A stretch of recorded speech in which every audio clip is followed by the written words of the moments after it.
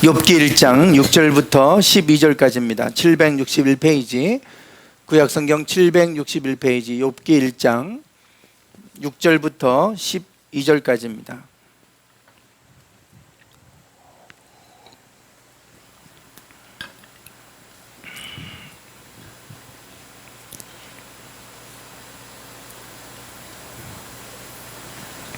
교독하시겠습니다. 하루는 하나님의 아들들이 와서 여호와 앞에 섰고 사탄도 그들 가운데 온지라.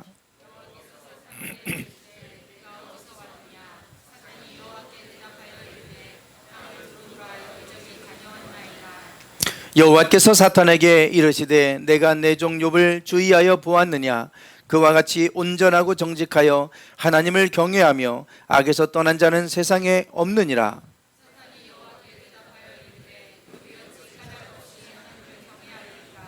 주께서 그와 그의 집과 그의 모든 소유물을 울타리로 두르심 때문이 아니니까. 주께서 그의 손으로 하는 바를 복되게 하사 그의 소유물이 땅에 넘치게 하셨음이니이다.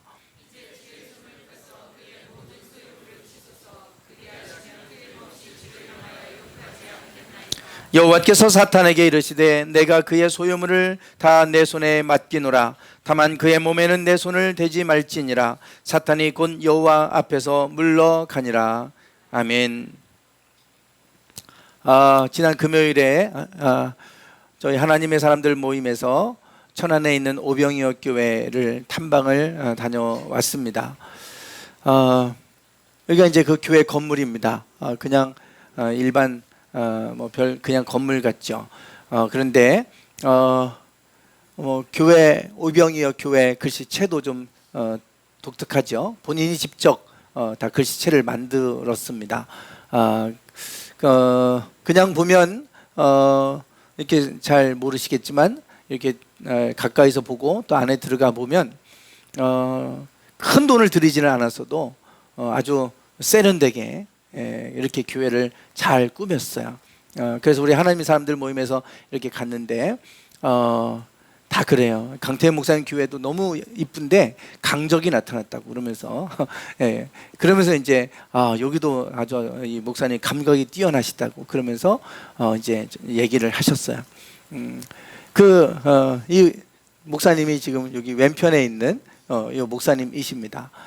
처음 제가 뵀는데 아주 키가 쪼만하세요. 키가 쪼만하시고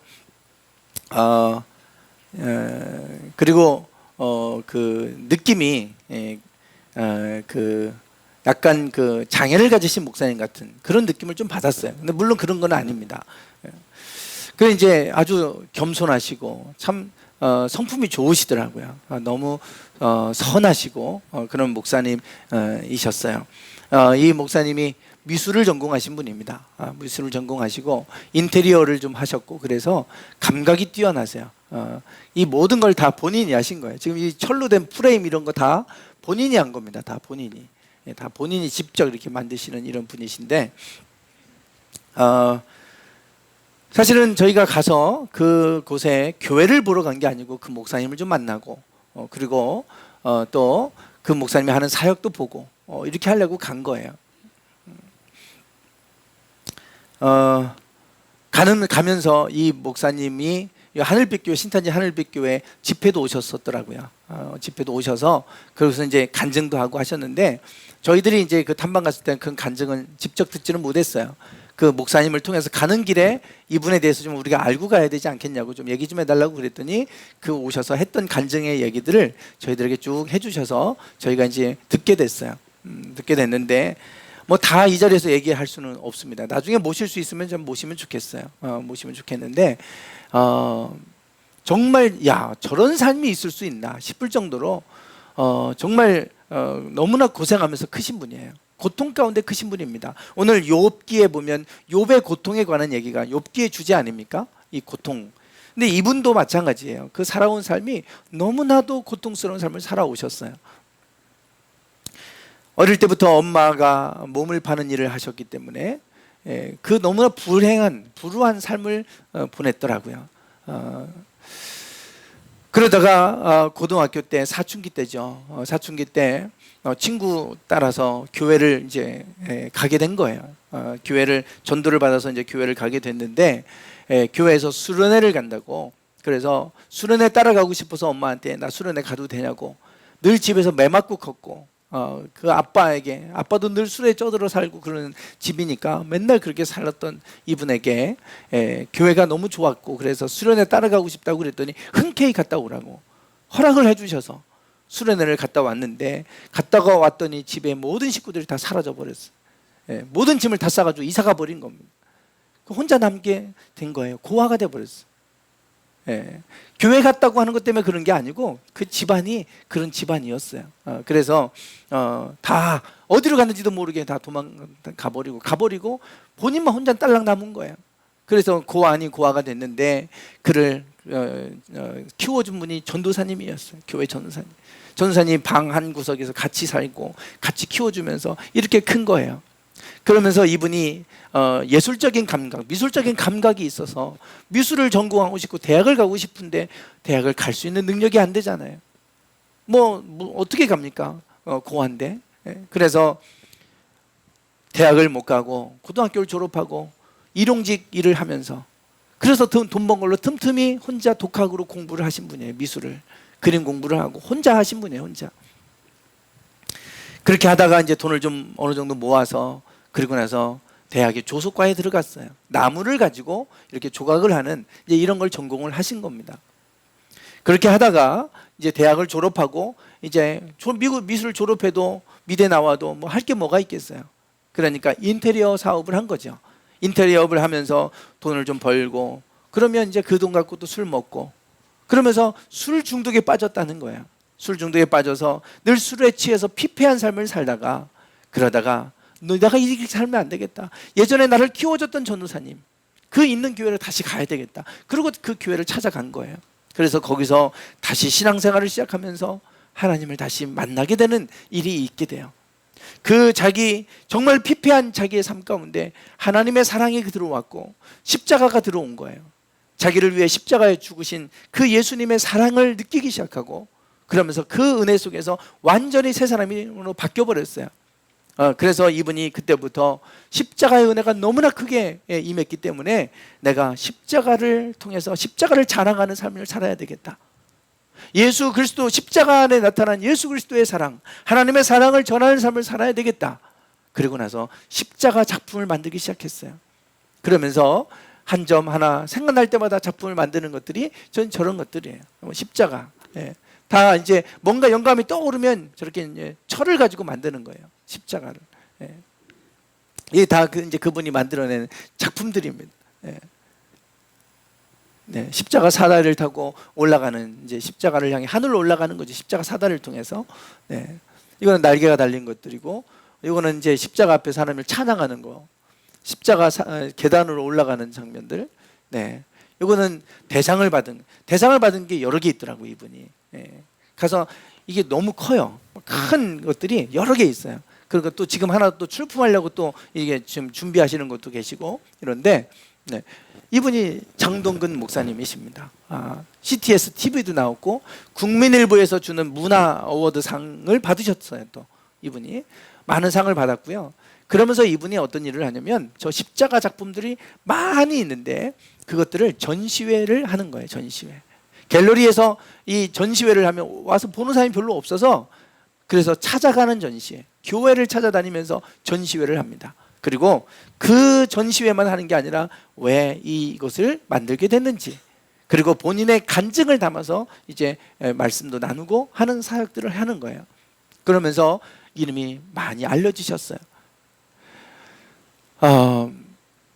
금요일도 제가 이 분에 대한 말씀을 잠깐 나눴는데 정말 하나님을 만나지 않았으면 피폐해지고 황폐화되고 완전히 파멸에 이를 수밖에 없는 그런 인생이에요. 좋지 않은 유아 시절의 그 기억들, 그리고 인테리어 사업하면서 그냥 그때그때 버는 돈으로 그렇게 살아가셨겠죠. 그런데 하나님을 만나고 그것을 다른 뭐 사업을 하고 이런 거 다 내려놓고 인테리어 다 내려놓고 십자가를 통해 하나님을 자랑하는 일을 하기 시작하면서 그러다가 목사가 되고 그렇게 하면서 왔더니 하나님이 높이신 거예요. 하나님, 이분이 그런, 저는 이분에 대한 얘기를 듣는데 깜짝 놀랐어요. 얼마나 하나님 앞에 신실한 삶을 살아가냐면 이분이 결혼을 했어요. 사모님도 계세요. 참 그 두 분 다 너무 순진하세요. 순수하시고. 결혼했는데 그분들이 결혼하면서 했던 약속이 있어요. 우리는 자녀를 낳지 말자. 자녀를 낳으면 내 아이들 때문에 다른 아이들을 돌보지 못할 것 같아서 우리는 낳지 말자. 그리고 다른 사람들을 하나님의 사랑을 품자. 내 자녀 낳으면 내 자녀 때문에 다른 사람을 사랑으로 못 돌볼 것 같아서 자녀 낳지 말자. 그리고 자녀를 안 낳는 분입니다. 그리고 이분은 자동차 운전면허증이 없어요. 내가 운전면허증을 따면 자동차에 욕심을 부릴 것 같아서 나는 면허증을 따지 않았다고 그런 얘기를 해요. 그런 분입니다. 하나님 앞에 그렇게 신실하게 오직 하나님의 사랑, 십자가의 사랑, 하나님 베풀어 주셨던 그 은혜를 전하고 싶어서 살아가는 분이에요. 그러니까 보잘것없는 것 같은데, 그 인생을 보면 별로 보잘것없는 것 같은데 하나님의 그 고통의 시간도 간증을 통해서 하나님을 드러내는 일로 만들어 주셔 승화시키신 거죠. 그래서 이제는 이렇게 TV에 나오고 신문에도 나오고, 신문 보니까 기사에 많이 실려 있어요. 이분이 십자가 전시회를 통해서 하나님을 드러내는 사역을 하고 하는 일들로 이미 좀 많이 이름이 알려져 있으시더라고요. 그래서 이분을 보면서 하나님을 신실하게 신뢰하는 사람은 하나님 반드시 세우시고 높이신다, 반드시 하나님 복되게 하신다 라고 하는 것을 한번 제가 이렇게 가까이서 보고 오면서 참 많은 도전을 받았어요. 그래서 이분이 그런 재능을 가지고 교회를 가니까 이쁘게 해놓으셨는데 돈을 많이 들이지도 않았어요. 그런데 본인이 다 손수 다 제작하는 거예요. 강대상도 본인이 다 제작을 하고 강단도 그렇고 다 이렇게 하는데 너무 세련되게 하는 거예요. 그런데 아까 그 교회 건물 옆에 무슨 또 하나의 교육관 같이 하면서 대안학교를 이제 시작을 하셨어요. 애들 4명 갖고 지금 하고 시작을 했는데 믿음의 사람들 세우겠다고 대안학교를 시작을 하는데, 근데 옆에 있는 집 하나를 큰 집을 하나 이제 사서 그걸 꾸민 거예요. 꾸몄는데 거기도 보니까 너무 아름답게 해놓으셨어요. 그래서 이분이 건물도 좋아요, 분. 그런데 이 건물도 너무 훌륭하고요. 무슨 그렇게 꾸며놔서 그런가 그 무슨 별장처럼 이렇게 막 이쁘게 해놓으셨어요. 이게 이 건물까지 다 사는데 비싸지 않았냐 그랬더니 땅값만 주고 샀대요. 땅값도 헐값에 샀대요. 그 건물이 무당이 살던 집이래요. 무당이 살던 집이라 그렇게 안 팔려가지고, 건물도 새 거고요, 좋은데 안 팔리는 거예요. 건물값 하나도 안 치고 땅값만 쳐주고 들어갔대요. 그래가지고 그거를 꾸며가지고 인테리어를 이렇게 해서 멋지게 해가지고 그거를 애들 대안학교 하는 공간으로 만들어 놓으셨어요. 그런데 그렇게 다 좋아 보일 수가 없어요. 미술을 전공하셨다니까 이렇게 액자들이 막 걸려 있고요, 그래요. 그러면 이제 무슨 이렇게 물감을 이렇게 선 같은 거 거는 거 있잖아요. 색깔 여러 가지 이렇게 해가지고 이렇게 막 거는 거, 그런 것들도 막 걸려 있고, 막 이렇게 손바닥이 찍힌 것 이런 것들도 있고 막 다 예술 작품처럼 보여요. 그랬더니 애들 시켜갖고 그냥 손바닥 찍게 했대요. 그래놓고 걸어놓는데 그거 작품 같아요. 그리고 이 동그라미 이렇게 해놓은 거는 애들을 케찹에다가 물감 넣어가지고 막 뿌리게 했대요. 그래고 걸어놨는데 그 작품 같은 거예요. 우리는 꼭 무슨 화가가 돼야 좀 그리는 것 같고 그런데 애들 시켜갖고 해도 이렇게 걸어놓기만 해도 그렇게 이제 작품처럼 보이는 거예요. 다 모든 게 작품처럼 보여요. 이분의 손을 타면 다 작품처럼 되는 거예요. 그래서 정말 귀한 분이다. 이분이 하는 사역들이 하나님을 나라를 위해서 하는 사역에 초점을 맞춰져 있으니까 하나님이 그분을 높이시고, 그래서 이렇게 TV나 이런 신문을 통해서도 소개가 되게 하시고 하는 모습을 보게 됩니다. 하나님 앞에 신실한 믿음을 갖고 있는 것이 얼마나 중요한지, 그 믿음이 있으면 내 상황이 어떻다 하더라도, 내가 고아처럼 컸다 할지라도, 가진 게 없다 할지라도 하나님께서 부유케 하시고 높이시는 것을 보게 돼요. 그게 하나님이 주시는 복이죠. 오늘 욥기는 그것을 우리에게 말씀해 주고 있습니다. 하나님을 경외하는 신앙, 이게 오늘 설교 제목이에요. 하나님을 믿는 신앙인데 그 믿는 신앙이 하나님을 경외하는 신앙입니다. 먼저 욥에 관한 우리가 욥에 대해서 좀 알아야 되는데, 욥을 소개하는데 1장 1절부터 5절까지 욥기가 꽤 길어요. 그런데 욥기는 우리에게 찾아오는 이 고난의 문제, 왜 하나님을 믿는 하나님의 백성들에게도 고난이 찾아오느냐, 참 이 문제가 해결이 안 되잖아요. 욥기는 그거에 대한 답을 주는 거예요. 먼저 이 욥기 1장을 욥기가 아무리 길지만 욥기 1장만 이해하시면 돼요. 욥기 1장이 가장 중요한 장입니다. 욥기의 모든 중요한 주제가 이 안에 담겨져 있어요. 먼저 욥에 대한 소개를 하는데 1장 1절부터 5절까지 욥이 어떤 사람인지 소개를 하고 있습니다. 먼저 1절에 보면 욥은 우수 땅의 욥이라 불리는 사람이 있었는데 그 사람은 온전하고 정직하여 하나님을 경외하며 악에서 떠난 자더라. 이렇게 소개하고 있어요. 욥은 온전하고 정직한 사람이었다. 그가 온전하고 정직하고 악에서 떠난 사람이었다 그래요. 왜? 하나님을 경외하는 사람이었기 때문에. 계속해서 1장을 읽다 보면 하나님을 경외라고 하는 단어가 등장하고요. 신약 성경에는 믿음이라는 단어가 많이 나오지만 구약 성경은 믿음이라는 단어보다 경외라는 단어가 나와요. 경외는 하나님을 존중히 여기는 마음과 두려워하는 마음, 이걸 합쳐서 경외라고 그러죠. 너무나 크신 분 앞에 서면 우리가 막 두려움이 임하잖아요. 하나님의 임재 가운데 있으면 우리가 두려워서 엎드리게 돼요. 그게 경외심이에요. 경외심. 그 욥은 하나님을 경외했기 때문에 하나님을 너무나 크신 분이고 너무나 위대하신 분이기 때문에 그 앞에서 두려워 떨 수밖에 없는, 그러다 보니 하나님 앞에 온전하고 정직하게 살아갈 수밖에 없었던 그런 삶이었다 이거예요. 욥은 그런 삶을 살고 있었다 그럽니다. 예. 그리고 그가 얼마나 하나님을 경외하는 사람이었는지 4절과 5절에 보면 이렇게 얘기해요. 그의 자녀들은 아들이 7, 딸이 3, 10명이었어요.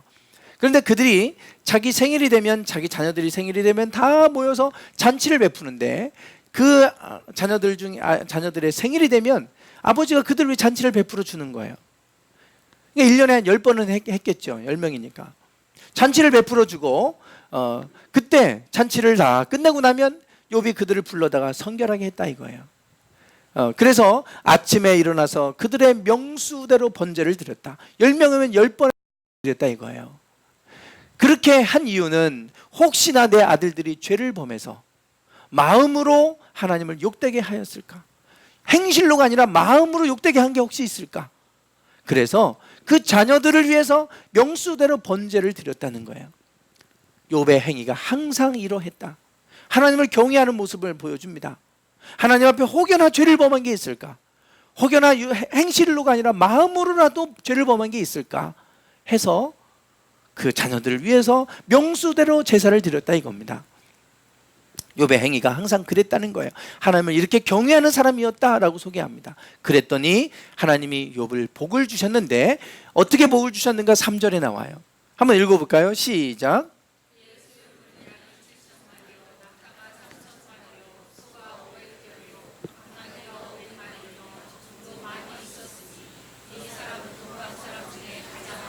네, 그의 소유물은 양이 7,000마리였대요. 좀 상상이 안 갑니다. 7,000마리면 도대체 어느 정도인지 상상이 안 가요. 뭐 삼양 목장인가요? 강원도에? 보니까 1,000마리 정도? 그것도 안 되는 것 같아요. 근데 7,000마리래요. 그런데 이 양만 7,000마리가 아니라 낙타는 3,000이고 소는 500, 암나귀도 500. 그 종도 많았다. 이 사람은 동방 사람 중에 가장 훌륭한 자였다 그래요. 동방 사람 중에 가장 훌륭한 자였다는 말은 가장 부유한 갑부였다 이겁니다. 동방에서 가장 부유한 사람이었다는 거예요. 그 정도로 하나님이 복을 주셨다 이거예요. 이렇게 하나님을 경외했더니, 하나님을 신실하게 경외하면 하나님 반드시 그 삶을 복되게 하시는 줄 믿습니다. 아까 제가 장동근 목사님 소개했잖아요. 뭐 내세울 게 뭐가 있어요. 삶이 고아처럼 걷고 일용직으로 있으면서 간신히 대학 졸업해서 인테리어하고 그 사업이 무슨 번창해서 부자가 된 것도 아니고, 그런데 하나님이 높이셔서 아무것도 없이 시작했고 그 여동생이 뭐 일을 하면서 돈 모아놓은 1,000만 원 그 풋돈 가지고 시작했대요 교회를. 그런데 건물이 세 채예요. 하나님이 막 복을 주셔가지고 그러면서 매주마다 문화 행사를 합니다. 매주마다 사람들 공연도 하고 매주마다 뭐를 해요. 보니까 매주마다. 그러면 공연장이 클 것 같은데 딱 가니까 그냥 테이블, 이렇게 큰 테이블 나무로 된 거 2개밖에 없어요. 그리고 앞에 이렇게 공연할 수 있는 거 만들어놨어요. 아주 작은 공간이에요. 그래서 제가 아니 이렇게 작은 공간에서 사람도 몇 명 못 앉을 것 같은데 어떻게 공연을 하시냐고 그랬더니 다 빼내고 그냥 바닥에 쪼그려 앉는데요. 그러면 60명 앉는데 60명. 그리고 또 밖에 주민들을 위한 문화 행사를 하는 거예요. 그러면서 그 속에서 하나님을 전하는 이제 그런 일들 하고 계시더라고요. 그렇게 하면서 하나님을 드러내는 일을 하니까 하나님이 그분을 이렇게 높이 드신 걸 봐요. 욥이 하나님 앞에 이렇게 경외하는 삶을 살았더니 하나님이 동방에서 가장 훌륭한 자로 세우셨다. 이게 욥의 모습이에요. 자, 이제 우리가 그런데 이런 욥에게 갑작스럽게 고통이 찾아옵니다. 고통이 아니라 재앙이죠, 재앙. 갑작스러운 재앙이 찾아와요. 그게 13절부터 나오는 얘기예요. 오늘 우리가 6절부터 12절 말씀을 봤는데 13절부터 이렇게 살던 욥에게 갑작스럽게 일이 찾아옵니다. 갑작스럽게 일이 찾아오는데 갑자기 욥이 집에서 음식을 먹고 식사를 하고 있는데 갑자기 한 종이 찾아와가지고 그러고 나서 얘기하는 거예요. 소는 밭을 갈고 나귀는 곁에서 풀을 먹는데 스바 사람이 갑자기 와서 그 모든 걸 빼앗아가고 종들을 다 죽였습니다. 나만 살아남아서 지금은 이렇게 왔습니다. 이러는 거예요. 스바 사람들이 와가지고 그 모든 이 양이 7,000마리가 되고 나귀가 3,000 뭐 이렇게 됐는데 이 소와 나귀를 다 그냥 빼앗아가 버리고 종들은 다 죽였습니다. 이렇게 된 거예요. 그러니까 또 조금 있다가 또 한 종이 찾아와가지고 얘기합니다. 하늘에서 불이 떨어져서 그 불이 나갔는데 양 7,000마리 다 불타버렸고 종들이 다 죽었습니다. 그리고 또 조금 있으니까 또 한 사람이 찾아와서 갈대아 사람, 이번에는 갈대아 사람이 쫓아와가지고 그 모든 낙타들을 빼앗아가고 종들은 다 죽였습니다. 그러는 거예요. 그러니 또 조금 있다가 또 종이 찾아와서 욥의 자녀들이 다 모여서 함께 잔치를 베풀고 식사하고 있는데 큰 태풍이 불어서 그 집이 무너지는 바람에 다 죽어버렸다는 거예요. 자녀들이 한순간에. 이 네 가지 사건 중에 한 가지만 겪어도 우리가 정말 괴로운 일이지 않습니까? 견딜 수 없고 감당할 수 없는 일인데 이 네 가지가 한꺼번에 찾아와 버렸어요. 지금 1장 1절부터 5절까지 욥은 이런 삶을 살았습니다.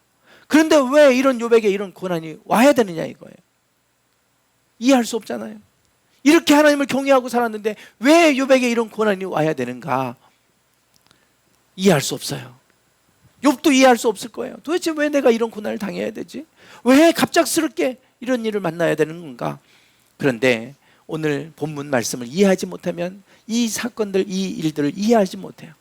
이 일들은 영의 세계에서, 눈에 보이지 않는 세계에서 일어나는 일들이에요.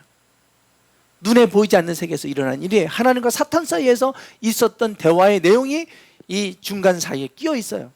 그러나 우리는 이 중간을 모르죠. 욥이 이렇게 살았는데 갑자기 고난이 찾아온 거 이것만 아는 거예요. 중간에 어떤 일이 있었는가? 하늘에서 하나님과 사탄 사이에 대화가 있었고 거기서 어떤 얘기가 있었고 어떤 상황이었는지 우리는 몰라요. 성경은 그걸 얘기해 주고 있어요. 지금 이 어느 날 이제 본문 말씀으로 좀 들어가겠습니다. 어느 날 사탄이 온 세상을 둘러보고 하나님 앞에 섰어요. 하나님이 이 사탄에게 얘기하시죠. 이 온 땅에 욥과 같은 사람을 내가 보지 못했다. 그가 온전하고 정직해서 욥과 같은 사람을 내가 보지 못했다. 이런 얘기를 하세요. 그랬더니 너 욥을 주위에서 보았느냐? 그런 사람이 세상에 없다. 그런 얘기를 합니다. 예. 그런 얘기를 하게 되죠. 그래서 온전하고 정직해서 하나님을 경외하고 악에서 떠난 자가 없다라고 얘기를 합니다. 그랬더니 사탄이 하나님께 얘기하는 거예요. 9절 보세요. 네, 9절부터 11절. 네. 사탄이 여호와께 대답하여 이르되 욥이 어찌 까닭 없이 하나님을 경외하리이까? 주께서 그와 그의 집과 그의 모든 소유물을 울타리로 두르심 때문이 아니니까. 주께서 그의 손으로 하는 바를 복되게 하사 그의 소유물이 땅에 넘치게 하셨음이니이다. 이제 주의 손을 펴서 그의 모든 소유물을 치소서. 그리하시면 틀림없이 주를 향하여 욕하지 않겠나이까.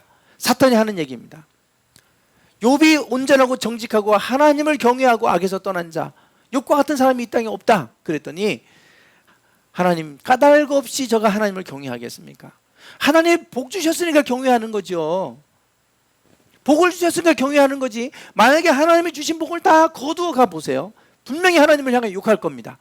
그리고 하나님을 저주하고 하나님 욕하고 떠나갈 것입니다. 이렇게 얘기하는 거예요. 하나님이 욥은 절대 그런 사람이 아니다. 절대 욥의 생명은 건들지 말고 네가 한번 해봐라. 테스트 해봐라. 이래서 사탄이 욥이 가지고 있었던 모든 하나님 복 주신 걸 다 걷어가는 거예요. 정말 그가 하나님을 경외하는 믿음이 그것 때문에 경외했던 건지, 그거와 상관없이 하나님을 경외하는 건지, 그거 보겠다는 거예요. 하나님을 경외하는 신앙이 무엇인지를 보여주는 말씀이 오늘 본문 말씀입니다. 하나님을 경외하는 신앙인지 아닌지 그 보겠다는 거예요, 사탄이. 이거를 지금 보기 위해서 지금 사탄이 시험하는 얘기가 그래서 욥기의 고난의 형태로 나타나고 있습니다. 결국 이 고난은 우리 믿음의 시련인데요. 이 일들이 영적 세계 안에서 지금 그 욥의 믿음을 테스트하기 위한 하나의 시험으로서 나타나고 있고, 이것이 영의 세계에서 일어나고 있는 일들이에요.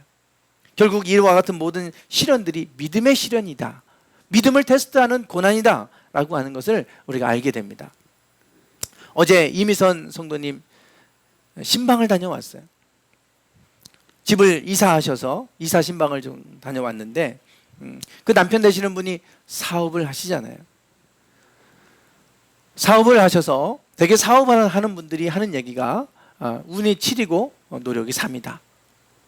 이렇게 얘기를 합니다. 어떤 분은 운이 9고 노력이 1이다 까지 얘기를 해요.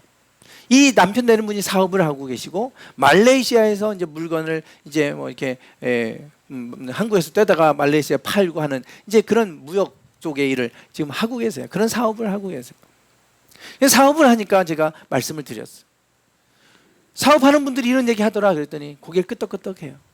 열심히 한다고 되는 거 아니잖아, 사업이. 좋은 때를 만나야 되고 좋은 사람 만나야 되고 여러 가지 여건이 맞아야 돼요. 아무리 잘해도 그 때를 잘못 만나면 소용이 없잖아요. 뭐 환율이 오른다든지 뭐 이런 일이 하나도 안 맞으면 어떡하겠어요. 아무것도 안 되죠. 그러니까 사업하는 분들이 운이 7이고 노력이 3이래요. 어떤 분은 9까지 얘기하는 분이 있어요. 우리가 이 운이라고 말하는 것이 성경에서 말하는 하나님 주신 복이잖아요. 뭐 9까지 안 보고 7만 보더라도 운이 7이다. 하나님이 도와주셔야 될 영역이 7이다. 그러면 내 노력이 3이다. 근데 우리는 어디에 집중하냐면 이 3에 집중합니다. 3에 집중해요. 근데 사실 더 큰 부분은 어디예요? 요 영역입니다. 요 영역. 그럼 우리가 힘써야 될 것이 어디냐면 여기 7에다 힘써야 돼요. 3도 힘써야 되지만 더 중요한 부분은 여기잖아요. 여기 하나님 하실 영역이에요. 그럼 여기 힘써야 되잖아요. 근데 사람들은 이 부분이 눈에 안 보이니까 별로 힘쓰지 않아요. 여러분들, 이거는 사업뿐만이 아닙니다. 우리의 삶 전체가 그래요. 사실은 제가 살아보니까 내 수고와 내 노력과 내 실력으로 되어지는 건 1%도 안 되는 것 같아요. 제가 볼 때는 뭐 10%는 구사하고요 1%도 안 되는 것 같아요. 실력은 거기서 거기입니다. 우리가 새벽에 에스더를 나눴어요. 에스더 이야기. 에스더가 왕후가 됐습니다. 아름다운 미모 때문에 왕후가 됐을까요? 127개 지방에 미인들만 다 뽑아 올라왔는데 미인들이 다 미인일 거 아니에요. 그 중에 한 사람이에요. 그건 뭐 미모 때문에 그랬겠습니까? 왕의 마음이, 사랑스러운 마음이 생기니까 그 에스더가 왕후가 된 거 아니겠어요? 하나님이 그 마음을, 사랑스러운 마음을 갖게 해주셔서 왕후가 된 거지 뭘 미모 때문에 왕후가 됐겠어요. 우리가 성공한다 그러는데 내가 열심히 하면 성공하겠지.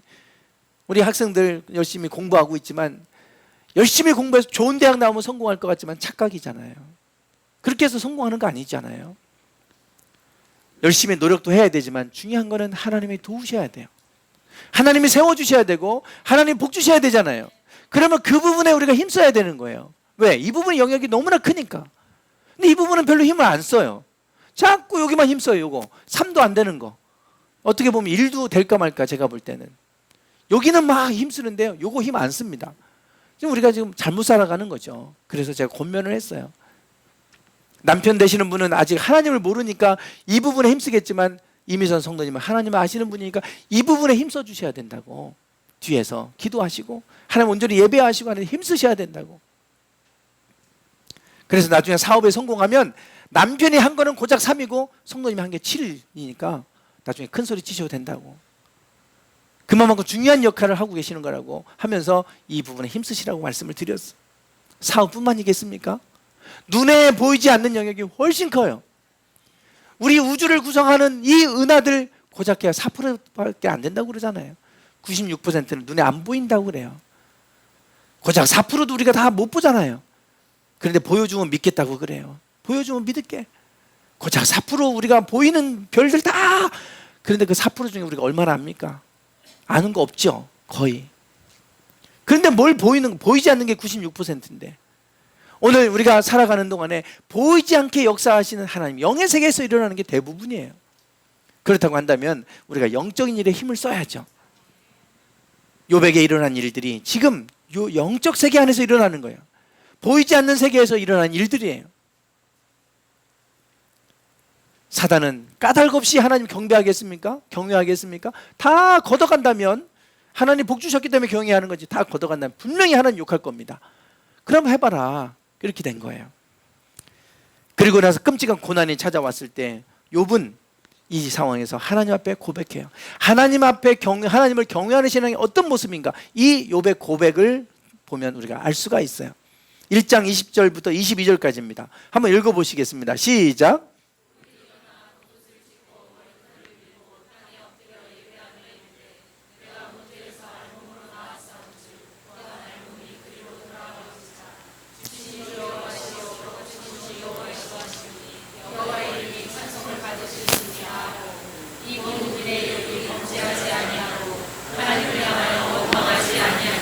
아멘. 하나님을 경외하는 신앙이 어떤 신앙이냐? 하나님을 경외하는 신앙을 가졌더니 하나님 복을 주셔서 동방에서 가장 훌륭한 자가 됐다고 그랬잖아요. 그러면 도대체 하나님을 경외하는 신앙이 뭐냐? 여기에 나타나 있어요. 모든 고난이 와서 그가 경외하는 신앙 가짜다. 그러고서 다 사탄이 와서 고난을 주고 다 뺏어간 거예요. 그러면 저거 분명히 하나님 욕할 거다 그랬는데, 그 상황에서 욥은 이런 고백을 합니다. 내가 알몸으로 태어나서 또 내가 알몸으로 돌아간다. 빈손으로 와서 빈손으로 가잖아요. 그런데 내가 이 땅에 살아가는 동안에 이 모든 것 주신 분이 여호와시라는 거예요. 거두신 분도 여호와시라는 거예요. 그리고 하나님을 찬송해요. 이게 하나님을 경외하는 신앙입니다. 간단하죠. 그런데 여기에 보시면 두 가지가 나오는데, 주신 이도 여호와시요. 첫 번째는 이거예요. 주신 이도 여호와시도. 하나님을 경외한다는 거는요, 내가 지금까지 건강하게 살아가는 거, 내 가정을 주신 거, 내 사업장을 주신 거, 내 일터를 주신 거, 이게 내가 열심히 수고하고 내가 노력해서 내가 내 돈이고 내가 벌었고 내 자녀고 다 내 거라고 생각하는 게 아니라 그걸 주신 분이 하나님이시다. 고백하는 신앙이에요. 먼저 하나님을 경외하는 신앙은 뭐냐면 이 모든 것이 하나님께로부터 왔다고 하는 걸 인정하고 고백하는 신앙입니다. 하나님이 주셨음을 인정하는 거예요. 안타깝게도 많은 그리스도인들이 하나님이 주셨어도 감사하지 못하는 분 너무 많습니다. 내가 열심히 해서 내가 번 거라고 생각하고 내가 열심히 해서 내가 성공했다고 생각하는 거예요. 하나님이 주셨어도 주셨다고 고백하지 못하고 감사하지 못하는 분들이 많아요. 하나님을 경외하는 신앙은 먼저 주신 것을 인정하는 신앙부터 돼야 됩니다. 이 모든 것이 하나님께로부터 왔다, 하나님이 주셨다라고 고백하는 신앙이 먼저 시작되는 거예요. 그러나 이거보다 한 발 더 나가서 주신 것을 주셨다고 감사하는 거 당연히 해야 되는 것 같은데 못하는 분들 많잖아요. 주신 것 주셨다고 고백하는 신앙, 이게 이제 경외하는 신앙의 시작입니다. 그리고 더 나아가서 두 번째는 거두신 이도 여호와시라는 거예요. 거두어 가셨을 때, 있는 것도 뺏어 가셨을 때 그것도 거두어 가신 분도 하나님이시다. 이것도 고백할 수 있는 신앙. 여기까지 가면 이게 하나님을 경외하는 신앙이 되는 거예요. 사탄이 지금 얘기하는 건 뭐냐면 주신 것, 하나님의 복을 주셨으니까 하나님을 경외하는 거 아닙니까? 요 첫 번째 갖고 지금 예요. 사탄은 주셨으니까 하나님 복 주셨으니까 경외하는 거 아닙니까? 그 정도는 뭐 다 하는 거 아니에요? 그게 대단한 믿음이에요. 이렇게 얘기한 거예요. 그러면 거두어 가보면 어떻게 됐는지 한번 봅시다, 이런 거예요. 진짜 경외하는 신앙에는 여기 있어요. 하나님이 거두어 가셔도 하나님이시다는 거예요. 거두어 가신다 할지라도 그 하나님은 거두어 가신 분도 하나님이시다. 그래도 나의 하나님이시다라고 고백하는 겁니다. 주셨을 때만 고백하는 신앙이 아니라 내가 잘 되니까 하나님 믿었더니 잘 돼, 그러니까 하나님 찬양하고 할 수 있어요. 그러나 하나님 믿었는데도 안 돼. 그래도 하나님 찬양할 수 있는 신앙. 그게 욥에게 하나님이 받으셨던 하나님을 경외하는 신앙이었고, 사단은 그 신앙이 있는지 없는지 보고자 테스트하는 거예요. 거두시는 이도 여호와시다. 이 신앙 우리가 갖기로 소망합니다. 이 신앙이 있으면 하나님 반드시 그 삶을 복되게 하세요. 이 신앙 보기를 원하시는 거예요. 이게 경외하는 신앙이에요. 자녀들이 부모에게 효도하고 잘하면 좋죠. 못할 수도 있잖아요. 못해도 자녀잖아요. 못하면 자녀 아닙니까? 자녀잖아요. 아버지가 돈 많이 벌어오니까 내 아버지고, 돈 못 벌어오면 내 아버지 아닌가요? 그런 자녀가 있다면 불효자죠. 불효자. 하나님을 믿는데 하나님이 나에게 복을 주시고 나에게 잘해주시니까 하나님이고, 내 삶 가운데 뭔가 고난이 일어나니까 하나님 아니고, 그게 뭔 신앙입니까? 그게 아니라 그 상황과 상관없이 여전히 하나님이 창조주라고 하는 걸 믿었다면, 그 모든 것을 다스리는 분이 하나님을 믿는다면, 그러면 여전히 나의 상황과 상관없이 하나님은 살아계신 분이고 여전히 나의 하나님이신 거 아닙니까? 그게 변해서는 안 되잖아요. 그것이 변하지 않는 신앙이 경외하는 신앙이에요. 욥에게 그 신앙이 있었어요. 그래서 하나님을 원망하지 않았고 그가 하나님을 찬양하는 모습을 봅니다. 내가 빈손으로 왔다가 빈손으로 가고, 그러니 거두가신 분도 하나님이시다. 주신 분도 하나님이시고 거두가시는 분도 하나님이시다. 그러면서 하나님을 여전히 인정하고 찬양하는 욥의 모습을 봅니다. 중간에 어떤 어려운 일을 만나면 시험 들어서 하나님을 떠나는 분들이 있어요. 안타까워요. 그게 사탄이 시험하는 거예요. 영의 세계에서 일어난 일들이에요. 무너뜨리려고 우리를. 그런 일이 일어날 때, 아, 사탄이 나를 무너지게 하려고 하는구나. 그 단계를 넘어서면 한 단계 더 높은 단계의 신앙으로 건너뛰시면 반드시 성장하는 일이 있을 겁니다. 요즘에 제가 테니스 운동하는 게 재밌어요. 전에는 너무 재미없는 거예요. 실력이 안 늘어. 맨날 거기서 거기고 맨날 안 늘어요. 슬럼프가 오는 거예요. 슬럼프. 그때 슬럼프가 올 때 그냥 아유 재미도 없다 그러고 내버려 그냥 포기하면 주저앉는 거예요. 슬럼프가 지나가고 그래도 꿋꿋하게 내가 뭐가 문제지 하면서 폼도 한번 생각해보고 뭐 이렇게 했는데요. 그러고서 어떤 분이 하나 지적해 준 거예요. 목사님, 어깨가 너무 일찍 열려요. 제가 이렇게 열고서 이렇게 치니까 이렇게 허리가 들리고 이게 자꾸 나가고 이러죠. 어깨가 너무 일찍 열려요. 뭐 골프 치는 분도 뭐 그런 얘기 하잖아요. 그거 하나 딱 지적해 줬는데, 그리고 어깨를 이렇게 따라서 이렇게 가는 스윙을 했는데 실력이 팍 뛰어버렸어요. 저희 클럽에 제가 최강이 됐습니다. 최강이 됐어요. 그거 하나 바꿨는데 저는 모르니까 자꾸 마음만 급하니까 이게 어깨가 이렇게 해갖고 이렇게 친다고 팔로 치려고 하다 보니까 그런 거예요. 근데 그거 하나 딱 잡아줬어요. 그거 딱 바뀌었는데, 아, 공이 세기가 팍팍 달라지는 거예요.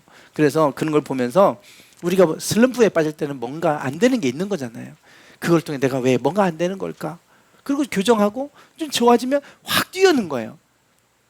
오늘 우리 신앙의 슬럼프를 만날 때가 있어요. 그때 넘어지지 마시고 무너지지 마시고, 그 단계가 내가 한 단계 건너뛰어야 될 단계구나. 그럼 여기서 고민하는 거예요. 내가 어떻게 해야 될까? 하나님 어떻게 하길 원하실까? 그러면 한 단계 건너뛰시는 거죠. 한 단계 업그레이드 되시는 거예요. 오늘 욥에게 지금 주신 이가 여호와시라고 하는 요 단계에 있었다면, 사탄은 지금 요 단계를 지금 시험하는 거예요. 거두신 분도 여호와시다. 근데 그 단계를 욥은 보여줬어요. 그래서 욥은 훌륭한 믿음의 사람, 경외하는 믿음이 드러나게 되죠. 이게 하나님을 경외하는 믿음입니다. 마지막으로 이 말씀 한 구절 읽고 마치겠습니다. 하나님이 아브라함에게 그 아들 이삭을 제물로 바치라는 말씀을 하시잖아요. 그랬더니 아브라함이 순종하고 바치려고 그래요. 그래서 제물로 바치려고 하는 순간에 하나님이 말리시는 거예요. 한번 읽어보겠습니다. 시작.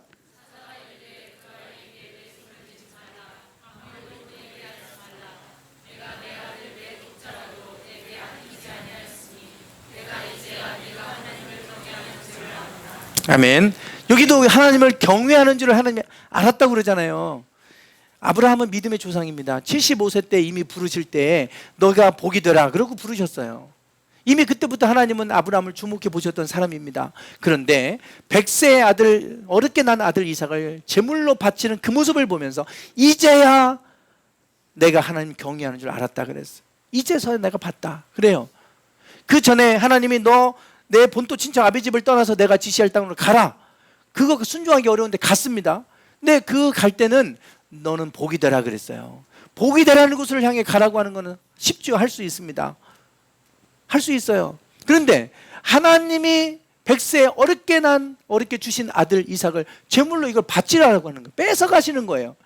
그런데 거기에도 순종하는 모습을 볼 때 이제서야 나 경유한 줄 알았다 그래요. 주실 때만 하나님을 섬기는 게 아니라 하나님이 뺏어 가셨어도 그때도 하나님을 섬기는 모습이 있을 때 그게 하나님의 경외하는 모습이다 이거예요. 오늘 우리의 신앙이 어떤 상황에도 여전히 하나님은 나의 하나님이십니다. 이 상황 속에서도 하나님은 뭔가 뜻이 있어서 나를 이 상황으로 인도해 가시겠지. 이거를 통해 뭔가 말씀하시는 게 있겠지. 그리고 하나님을 여전히 찬양하고 감사하며 하나님을 인정하고 고백하며 나가는 신앙, 그 신앙이야말로 하나님을 경외하는 신앙이고, 사단은 그 신앙 테스트하려고 우리에게 고난을 가져다 줍니다. 고난이 올 때 욥을 우리가 기억하기 원합니다. 이 고난은 사탄이 나를 시험하려고, 내 믿음을 테스트하려고 하는 시험이구나. 이 시험을 여러분 이기시고 시험에 들지 마시고 이 상황에서도 고난을 뛰어넘는 그런 경외하는 믿음으로 나아가기 원합니다. 그럴 때 하나님께서 이 경외하는 믿음을 보시고 이 아브라함에게 이 경외하는 모습을 보았다고 그러면서 뭐라고 말씀하시냐면, 이르시되 여호와께서 이르시기를 내가 나를 가리켜 맹세하노니 내가 이같이 행하여 내 아들 내 독자를 아끼지 아니하였은즉 내가 내게 큰 복을 주고 내 씨로 크게 성하여 하늘의 별과 같고 바닷가의 모래 같게 하리니 내 씨가 그 대적의 문을 얻으리라. 또 내 씨로 말미암아 천하 만민이 복을 얻으리니 이는 내가 나의 말을 준행하였음이라. 아멘. 이 말씀하세요. 하나님을 경외하는 믿음을 보셨을 때 이러한 놀라운 축복의 말씀을 하세요. 예. 그래서 이 복을 이루게 하겠다 그러시잖아요. 오늘 우리가 이 하나님을 경외하는 믿음이 있으면 하나님은 어떤 상황 속에서도 하나님은 우리를 복되게 하실 줄 믿습니다. 복의 통로로 삼으시고 복의 근원이 되게 하셔서 우리를 통해 하나님의 복이 흘러가게 하는 통로로 삼으시는 그런 삶이 되는 줄 믿습니다. 기도하겠습니다.